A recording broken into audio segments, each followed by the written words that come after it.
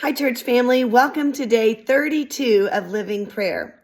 Today we're looking at the passage from 1 Samuel, verse 1 through 20. And I'm so excited to share with you about Hannah and what she was going through and how she cried out to God. In this passage of scripture, Hannah desperately wants a child. It was truly the desire of her heart.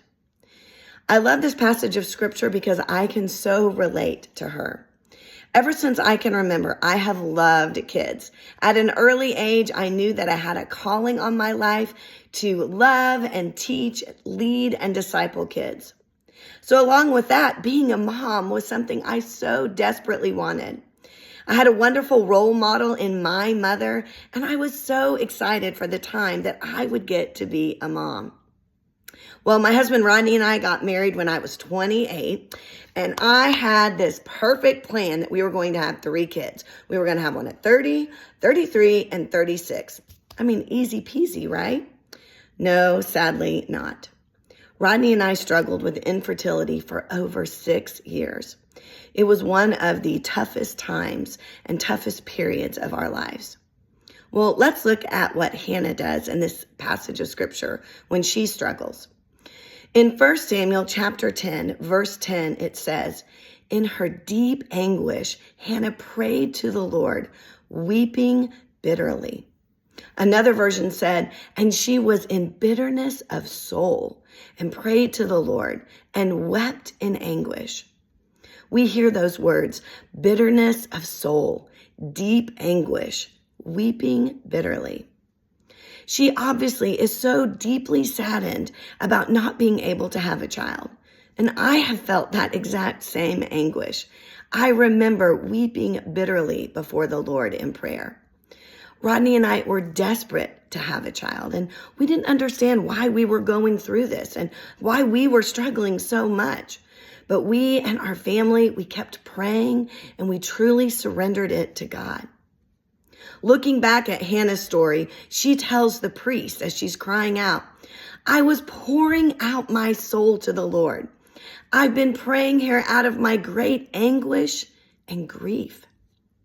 Well, you may not be struggling with infertility, but the lessons that we learn from Hannah crying out to the Lord are still applicable.